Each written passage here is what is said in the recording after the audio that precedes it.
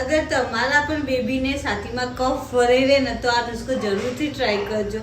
અને આ મેં પહેલાં પણ વિડીયો આમ અપલોડ કરેલી છે આ નુસ્ખાની, પણ બહુ બધા ક્વેશ્ચન હતા આ કપૂરી પાન વિશે. આ કપૂરી પાન વિશે બહુ બધા ક્વેશ્ચન આવે છે કે આ કપૂરી પાન મળે ક્યાં. તો આ કપૂરી પાન તમને ઇઝીલી પાન પાર્લરની દુકાનમાં કે પાન મસાલાની દુકાનમાં ક્યાં તો મીઠો મસાલો જ્યાં મળતો ને ત્યાં તમને આ કપૂરી પાન તો મળી જ રહેશે. તો કપૂરી પાનને પહેલાં ચોખ્ખા પાણીમાં વોશ કરી દઈશું. 3 કપૂરી પાનનું બનાવીશું આપણે 3 કપૂરી.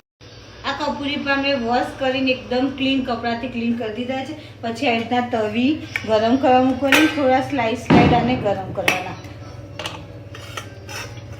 સ્લાઇસ એકદમ થોડી હળદર નાખીશું, થોડું ચોખ્ખું પાણી નાખીશું અને કમ્પ્લીટ ટીચી દઈશું એને.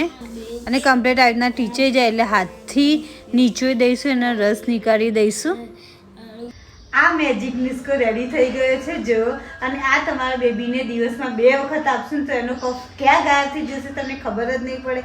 અને આ દેશી નુસ્ખો તમે પણ તમારા બેબીને જરૂરથી ટ્રાય કરજો. હું તો હર વખતે આદ્વિકને કફ થાય તો આ જ આપું છું. તમે પણ જરૂરથી ટ્રાય કરજો. જો તમને સારું લાગે તો મને કમેન્ટમાં જરૂરથી કહેજો. Thank you.